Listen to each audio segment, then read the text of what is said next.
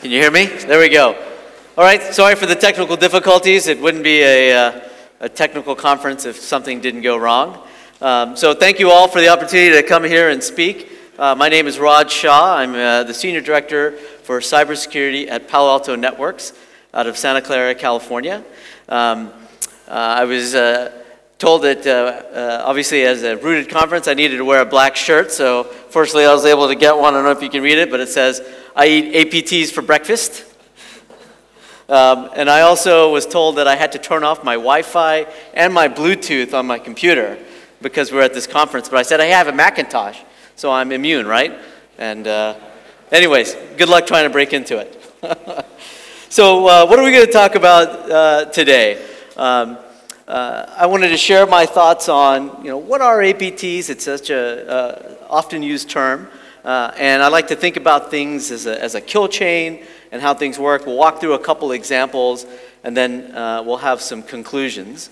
And I'll also note that this is only one of 2 slides that has bullet points on it. So with that, let me talk to you a little bit about my background and why I'm standing here in front of you today in sort of a non-traditional path. So unlike many of you, I'm tradicional. Muchos de vosotros no soy ni un codificador ni un programador. Yo hice un curso de informática mientras estaba en la universidad. Entonces yo lo que quería era que un programa llegara a dibujar un cuadrado en la pantalla. Así que yo me pasé casi unos 10 horas porque el ordenador no compilaba. Entonces lo que hice fue hablar con mi compañero de piso y le dije, Evan, ¿qué es lo que está pasando aquí? Vaya programa más estúpido que tengo aquí. Horas y horas, pasé de una línea a otra. Y entonces me dijo, espera, que yo te ayudo. En 15 segundos exactamente consiguió hacer ese cuadrado, esa línea que yo estaba buscando. Así que dejé ya ahí la informática, ya no hice más cursos de ese tipo. Así que bueno, es bastante extraño, ¿verdad? Extraordinario que hoy esté aquí hablando de vosotros. Así que yo acabé la universidad, escribí una tesina sobre la seguridad nacional y la defensa. Y me centré más en el aspecto en temas militares. Y la defensa de amenazas siempre ha sido algo que me ha perseguido a lo largo de mi carrera profesional. Después de acabar en la universidad, yo me fui quería un uniforme y quería volar aviones. Entonces lo que hice fue unirme a las Fuerzas Armadas de Estados Unidos y dije, bueno, pues a lo mejor puedo combinar las dos cosas. Entonces me pasé más de 10 años, una década, en las Fuerzas Armadas de Estados Unidos. Y también viajé muchísimo, estuve aquí en Europa, estuve en Afganistán, etcétera. Y después me di cuenta que en realidad la única o la amenaza real de las potencias occidentales venía del horizonte. Así que bueno, me llamaron y me dijeron, bueno, pues que estuviera ahí, que hiciera la defensa del país. Así que yo me centré ahí plenamente en la ciberseguridad, cómo ser innovador, cómo hacer que las tecnologías innovadoras nos protegieran más y más. Así que empezamos a trabajar con distintas ingenierías y concretamente hace 2 años yo empecé a trabajar con Morta Security. La mayor parte de los suministradores de seguridad intentan proteger. Y entonces dicen, bueno, ¿cómo puedo mantenerme protegido dentro de esta red? Pero sabemos que con independencia de lo que hagas, al final alguien va a llegar ahí. Con lo cual, nosotros lo que hicimos fue crear una tecnología que persiguiera, que cazara y que llegara realmente al fondo de esa red que nosotros queríamos proteger. Por supuesto, claro que podríamos hablar mucho más de esta cuestión más tarde. Y bueno, sí, sin lugar a dudas tendremos más tiempo. Pero bueno, tampoco me quiero desviar demasiado del tema de mi presentación. APT es una palabra muy emocionante, ¿verdad? Todo el mundo la dice, y todos y cada uno de los suministradores del mundo, todos hablan de APT, o de hecho lo incluyen en los eslogans publicitarios. Para mí, simplemente se trata de un término de marketing. porque a mí me dijeron en las fuerzas, en el ejército, que sí que hablara del APT, que lo tuviera muy en cuenta, porque era realmente una amenaza. Así que, bueno, en realidad lo que podemos decir es que no hay una definición exacta. Significa cosas distintas para personas distintas. Y yo, bueno, más o menos voy a intentar deciros, compartir con vosotros lo que yo entiendo por APT. Pero para ello os voy a contar una historia. Una historia que versa y nos dice que el APT no es un fenómeno nuevo. Aquí tenemos atacantes, amenazas que han estado ahí desde tiempos inmemoriales. Voy a hablar. Quizá habéis oído que en junio de 1996, en medio de la Guerra Fría entre Rusia y Estados Unidos, se produjo una explosión en el medio de Siberia. Y donde se afectó el segmento principal de la canalización de gas, y la explosión era del tamaño de una explosión nuclear, similar a la de una de la Segunda Guerra Mundial. Y por supuesto, claro que dañó de manera muy significativa a este gasoducto, y por supuesto fue una gran amenaza, y fue una amenaza de tal tamaño que en el Pentágono fue detectada mediante los sensores allí instalados. Así que, bueno, desde entonces han pasado una serie de años, y esta noticia, digamos que salió a la luz solo hace unos pocos años, no en ese momento. Así que, ¿qué sucedió? ¿Cómo tuvo lugar? ¿Qué provocó esta explosión en el medio de Siberia?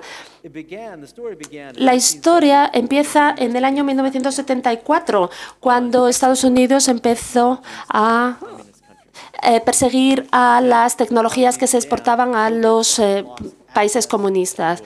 Y entonces la Unión Soviética bloqueó el acceso de estas tecnologías, así que la URSS creó una sección del KGB que se llamaba Linux, y la misión era la de robar los secretos tecnológicos de los países de Occidente. Así que aquí la historia comienza con esta persona que está aquí en la pantalla, Vladimir Bretov, y aquí es un coronel. Es la última foto de esta persona que lideraba este grupo, esta unidad de la KGB. Durante este proceso vivía en la Unión Soviética, y en el año 1981 les dijo a la agencia de inteligencia de Francia, o les envió, mejor dicho, unos documentos de alta clasificación soviéticos, y estaba claro que esta inteligencia era vital para los soviéticos. Así que, en cuanto a los datos, bueno, había 250 agentes de la KGB que estaban trabajando en esta misión. No obstante, la parte más útil de todo eso es que tenían una lista de deseos, es decir, tenían una lista de cosas que querían conseguir con vehemencia. Entonces, en una cumbre del año 1981, el presidente francés Mitterrand mostró esa inteligencia que habían descubierto, se la mostró al presidente Reagan. Y esos documentos llegaron a las manos de la CIA y demostró que durante años la KGB había estado infiltrada durante años y años en Estados Unidos y en otras agencias de inteligencia para robar estos datos. Pero en la parte superior de esa lista de deseos nos encontrábamos con el control de los sistemas informáticos, sistemas de control para los gasoductos que en aquel momento estaban construyendo los americanos, y donde ya hacían una gran cantidad de datos. Obviamente, los americanos quedaron muy descolocados con esta cuestión, y entonces se dieron cuenta de que los soviéticos realmente estaban intentando comprar esta tecnología, comprársela a una empresa canadiense. Entonces, pasaron a la acción, intervinieron y dijeron no. Así que ahí es donde aparecieron los primeros troyanos.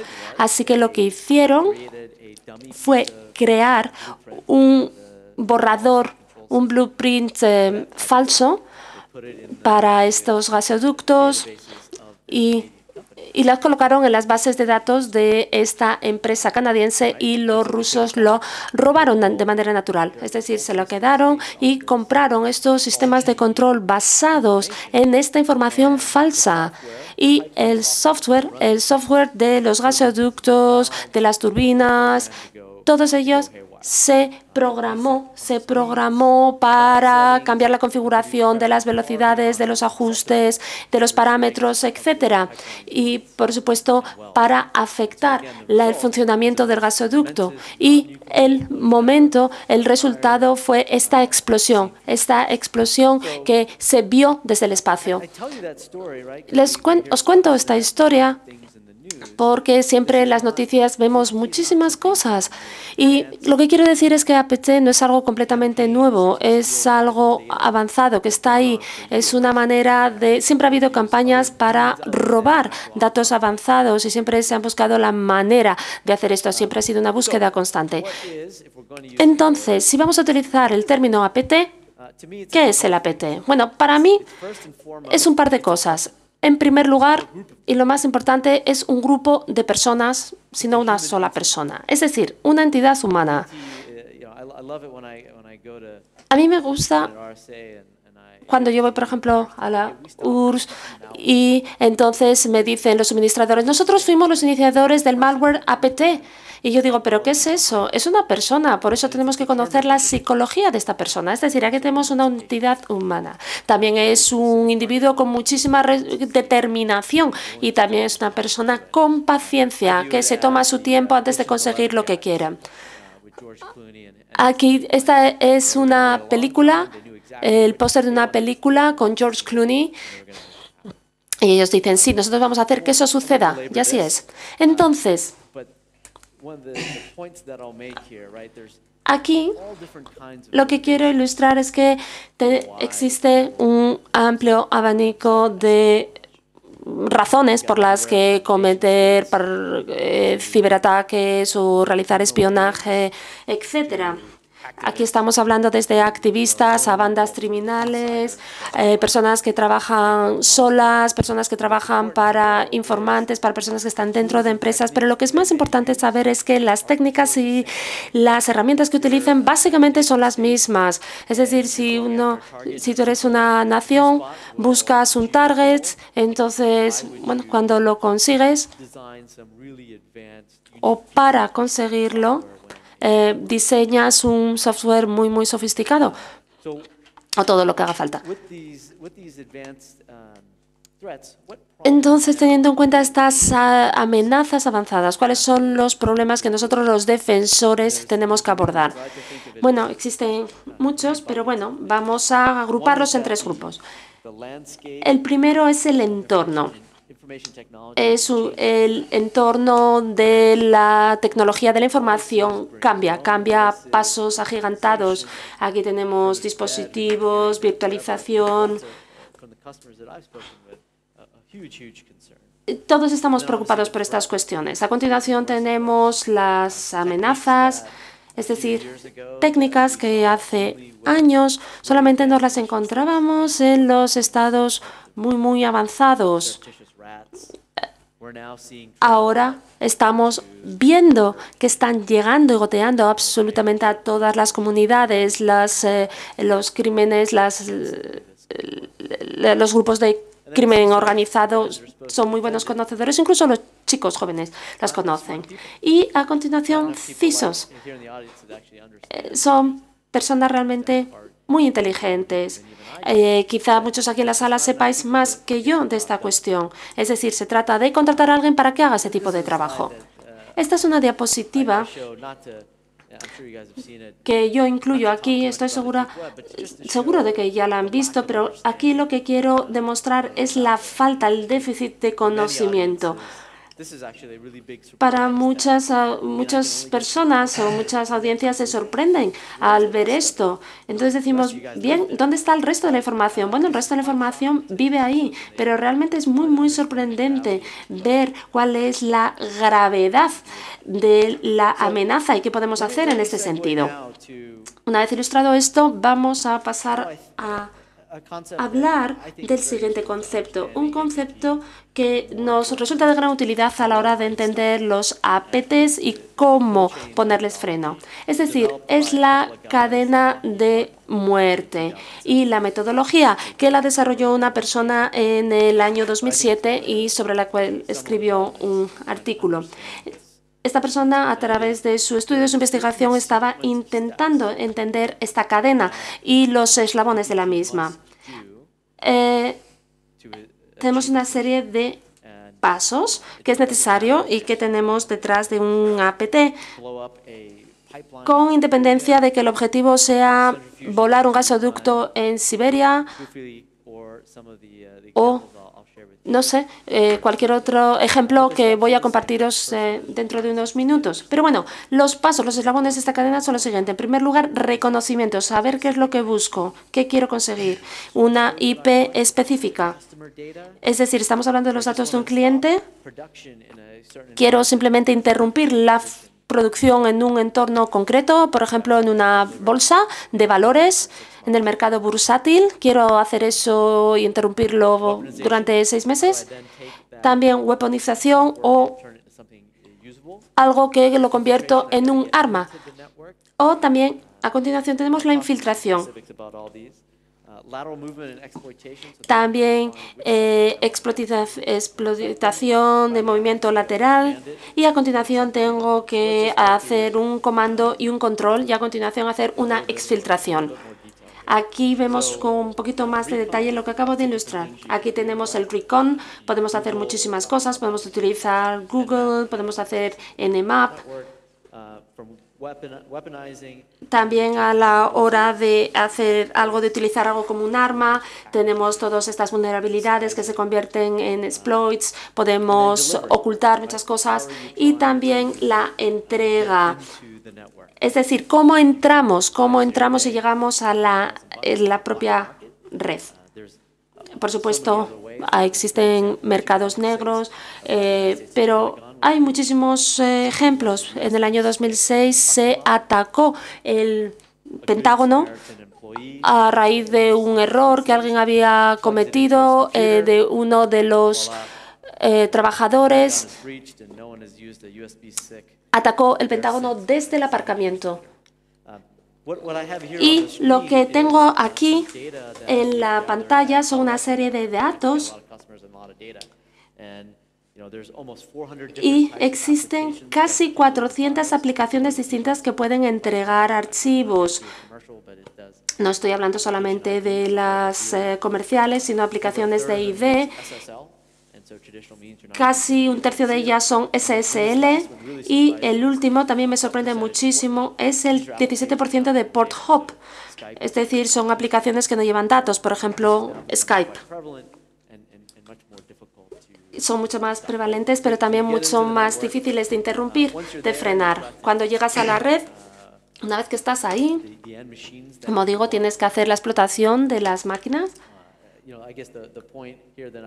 Y la idea aquí que quiero reiterar es que el 10% de todas las aplicaciones que nosotros vemos, el 97% de ellos representan a los exploits y 9 de ellos son críticos para los negocios.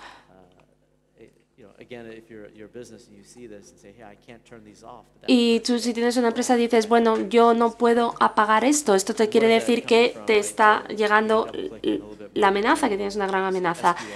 Aquí nos encontramos con las SQLs y toda esta serie de amenazas que aparecen en las empresas y en los ordenadores. Entonces, tú pasas ese parámetro, ese perímetro, y ahora os voy a dar una serie de ejemplos de casos específicos. Y a continuación, una vez que encuentras lo que buscas, tienes que hacer un command y control sobre lo que quieres colocar. Es decir, qué es lo que estás robando y qué es lo que estás enviando. Eso es lo que tienes que controlar. Muchas veces estamos hablando de un UDP desconocido o customizado. Entonces ahora os voy a mostrar un par de ejemplos.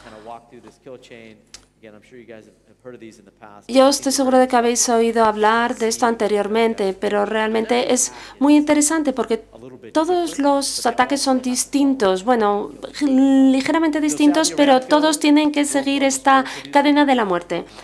Saudi Aramco es un productor de petróleo de Arabia Saudita, quizás es que sufrió una de las mayores brechas, de los mayores atacos, donde se les destruyeron 35.000 máquinas durante una semana, y estas eran todas máquinas de producción esenciales para la explotación petrolífera. ¿Y cómo sucedió? Bueno, lo primero que hicieron fue definir dónde querían ir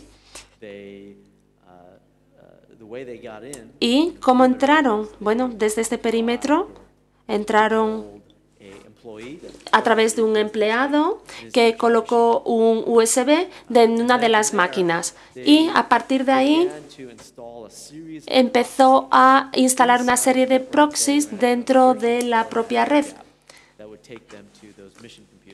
Y pese a la protección que había en los equipos de la empresa. Una vez que llegaron, empezaron a hablar de Shamoon y también un código Flame. Y esto muestra que las ciberarmas se pueden utilizar una y otra vez. Apagaron máquinas y el daño fue muy considerable y, por supuesto, apareció en los titulares del New York Times. Voy a mostrar ejemplos, pero lo que quiero decir es que tuvieron que actuar frente a todas y cada una de estas amenazas y de estos ataques. Así que ahora voy a empezar a hablar con más detalles sobre el Target. Quizás habéis oído hablar de la brecha del Target que sucedió en Estados Unidos en diciembre. 100 millones de tarjetas de información de tarjetas de crédito fueron productos del robo. Consumidores domésticos y bancos perdieron los datos de sus tarjetas de crédito. Desde luego, un evento terrible. Aquí el objetivo era robar los datos de las tarjetas de crédito. Los estadounidenses van por detrás de los americanos. ¿Por qué? Porque no tienen chips en sus tarjetas de crédito, con lo cual el robo es mucho más fácil que aquí en They knew what they wanted to steal, and they needed to find a way in, so they began to do reconnaissance to find a way in. They began to search for external sites that were affiliated with Target, and what they did was look for third-party companies that did business with Target, and they did it by using Google, going on the websites of these companies and seeing, hey, who is Target a client of? And so then they began to figure out their foothold. Next, they began to weaponize software. So this is the user screen from the Black POS system. From public news reports, some Russian kid actually built this and was originally blamed for the attack, though it wasn't him. They bought it from him for about $2,000 and then began to modify it. But what the program did, and there's kind of three key components to the software, which I'll talk through, but what is scraping memory for credit card information, both track 1 and track 2 type data, and then it had a ability to transfer that data routinely to a second machine via SMB. So now they've got their Ahora piece of software, and I'll talk to the other. es muy importante They needed to find a way in. definir la forma de penetrar dentro del sistema. Encontrar un comprador, en este caso un proveedor que tenía una sofisticación de los targets, de los objetivos, ocultando, pues, por ejemplo, las empresas de aire acondicionado de New Jersey. Esta compañía fue retenida por un proveedor de Target para mantenerlos y de una forma más eficiente y eficaz. Y lo hizo monitorizando las temperaturas de miles de almacenes dotados con aires acondicionados por la noche y por la mañana para ahorrar dinero.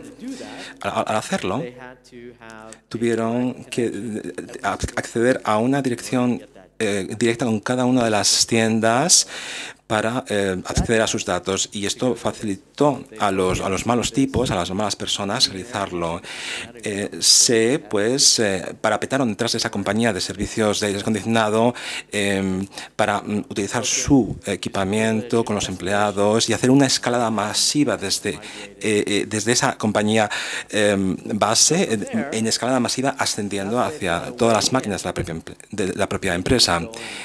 Después, robaron esta enorme cantidad de software sobre estas máquinas y, como dije antes, el malware tenía tres amenazas: un scraper de memory.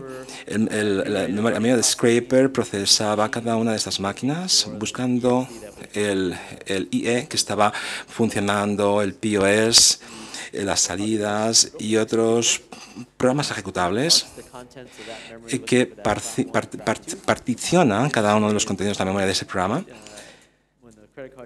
Cuando se hace crack en código de datos, en el disco duro está como encriptado y hay que fragmentarlo. Entonces el scraper lo fractura en esa etapa. Luego se hizo como una especie de apéndice en otros elementos del sistema.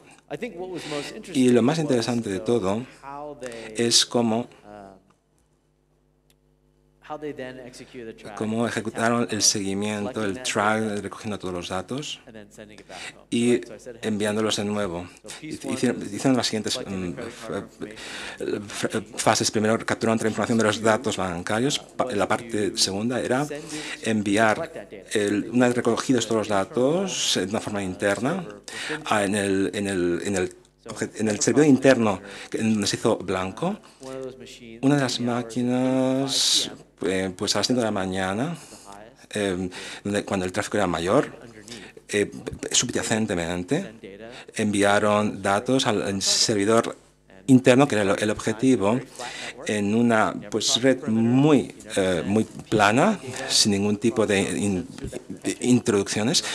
Y simplemente arrebataron todos los datos a esa hora de las 5 de la tarde sin que nadie se enterara. Era una obra, no había preliminares ni siquiera, no había ningún indicio previo de que pudiera acontecer semejante evento. Y cada vez que enviaban una alerta de tarjeta de crédito al sistema, dentro del sistema interno, luego la rebotaba hacia afuera, todos los datos salían y así arrebataban todos los datos. Aun cuando si tienes el mejor sistema de seguridad blindado del mundo para ciberdatos, estos tipejos consiguieron vulnerarlo.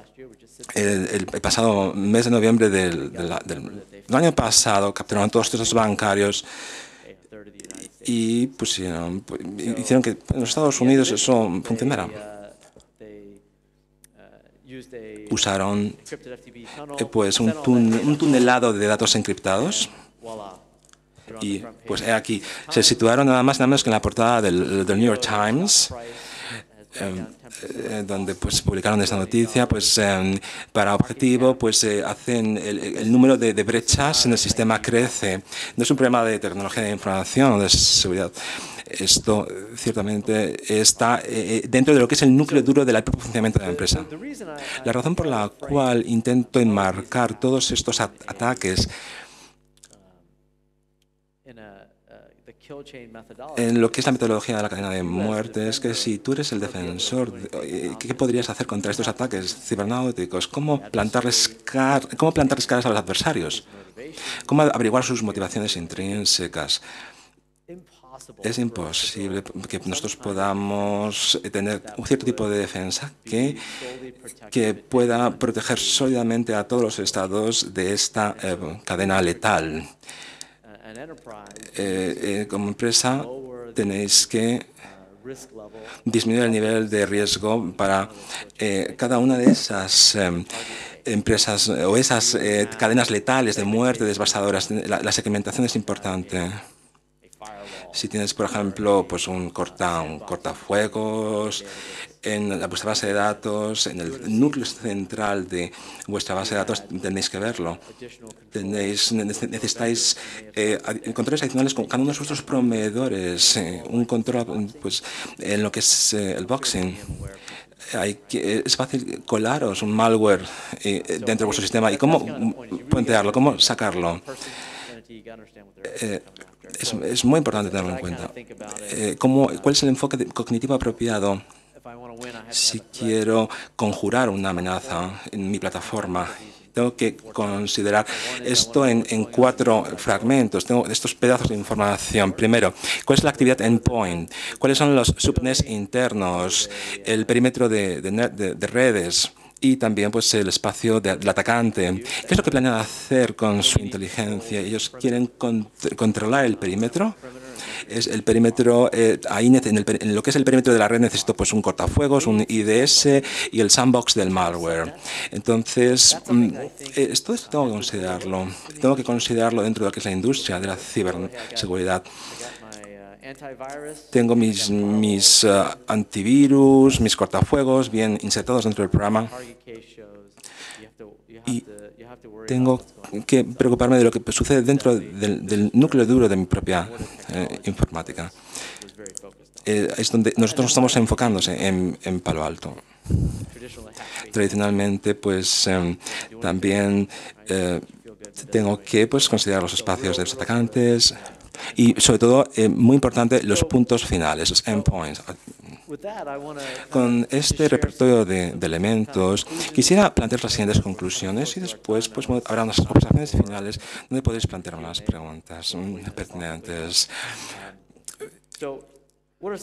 Quisiera transmitir la siguiente idea. Como dije antes, no hay una solución de punto único para APT. No existe. Debed ser conscientes. Hay una serie de controles, funcionan en consorcio, de una forma integrada y que son riesgos integrales para vuestra empresa. No hay una línea mágica perfecta que me separe de los APTs en cualquier momento del día, incluso de madrugada. Se habla mucho de las ciberguerras, ciertamente. Para mí, esto tiene más que ver con el espionaje. Estas cosas es como técnicas de contraespionaje que los gobiernos emplean desde hace muchos siglos para plantear las analogías de ciberguerra. Es como pues estamos en una consola donde todo el mundo se contraataca, pero eso no es así, no es tan real. Eso parece algo hollywoodiense, una película hollywoodiense, que tenemos siempre amenazas internas en los sistemas. Eso no es así, es un poco peliculero. Para nosotros, como la comunidad de seguridad, como ciberseguridores, necesitamos compartir más y más datos. Cada vez más datos deben compartirse. Y pese a lo renuentes, a lo opuestos que sois a estos elementos debido a responsabilidades civiles y legales, pero yo os animo a que compartáis pues los datos. Creo que es algo que necesitamos fomentar como organizaciones comunitarias. También fundamental, necesitamos educar a los usuarios, formarlos. Puedes tener un trabajo por la mañana, pero si dejas tu portátil desbloqueado, sentado ahí en cualquier rincón, puedes decir, está bien. Necesitamos concienciar a los propios usuarios sobre que no desprotejan sus sistemas de seguridad en los portátiles, en los ordenadores, en todos los conectables. Todo tiene que estar protegido. Debe difundirse un vasto repertorio de planteamientos pedagógicos para educar a los usuarios. También fundamental es realizar conjuntamente seguridades en los trabajos y especialmente en el negocio de la seguridad. Estoy pensando pues sobre dónde nos encontramos en este momento actual. hacia dónde nos dirigimos, cuál es la ruta que estamos siguiendo hacia la ciberseguridad, hacia dónde nos conducimos.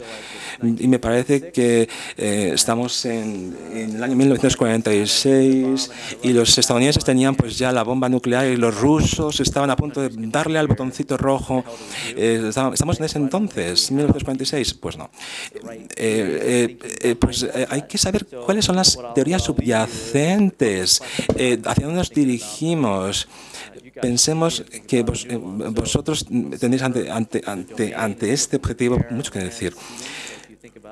Pensad desde un punto de vista militar, desde un punto de vista militar y logístico, no nos encontramos y sobre todo pues en los planteamientos hombre a hombre en el dominio principal.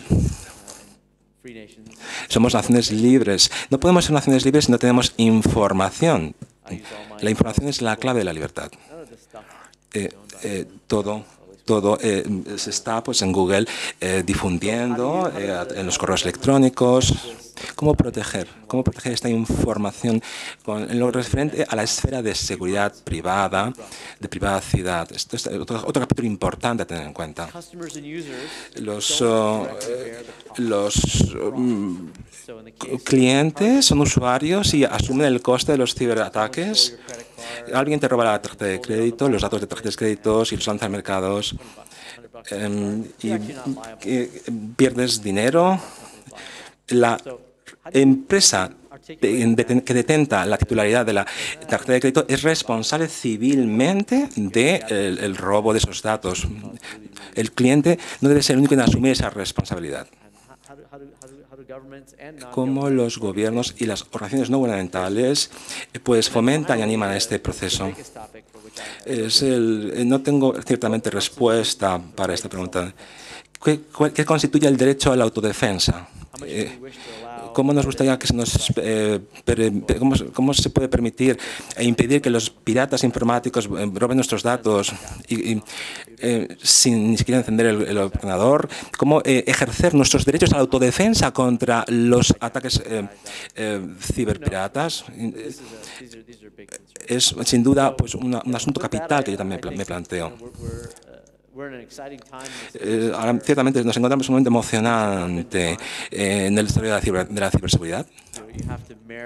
Tenéis que casar el entendimiento de la tecnología actual pues, con técnicas psicológicas. Debemos armonizar la psicología con la ciberseguridad también. Y no sé si dispongo de un poco de tiempo para que me planteéis vuestras preguntas. Muchas gracias por vuestra atención.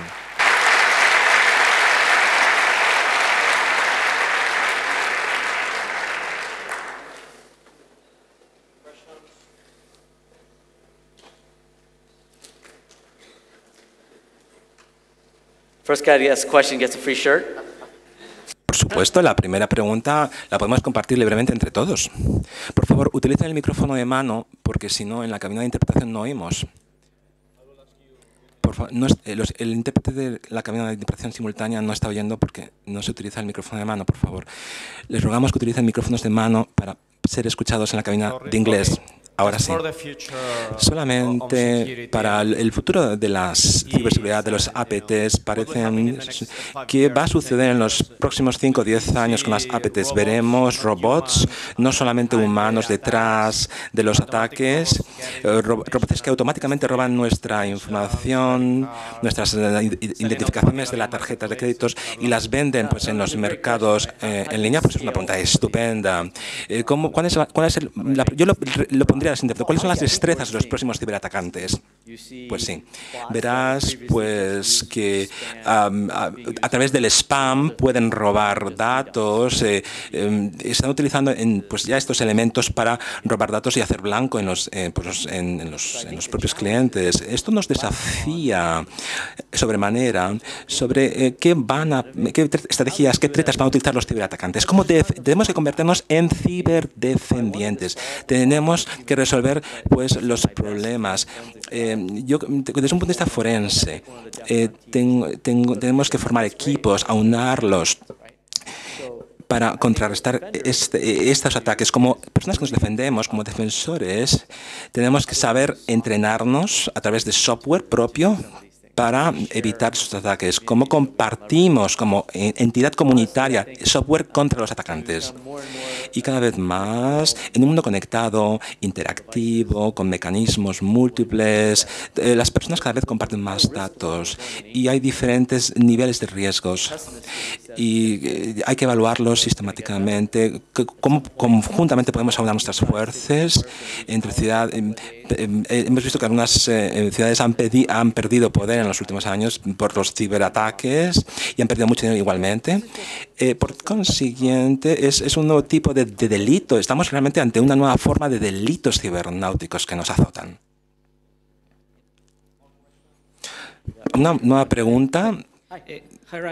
Hola, muchas gracias por tu confidencialidad, pero me gustaría plantear las siguientes preguntas. Desde un punto de vista de los diferentes APTs físicos y educativos, empleados u otros, quizá la seguridad, nos volvemos paranoicos en torno a la ciberseguridad y los APTs. Estamos enloqueciendo realmente como nación, como pueblo, como empresa. Estamos en un mundo realmente enloquecido informáticamente y luego, pues, sobre la ciberdefensa, preguntaste y planteaste qué nivel de ciberdefensa se puede llevar a cabo contra estos ataques. Y me planteo ciertamente, ¿hasta dónde nos lleva esta pregunta? ¿Cuál es la diferencia entre la ciberguerra contra la guerra real?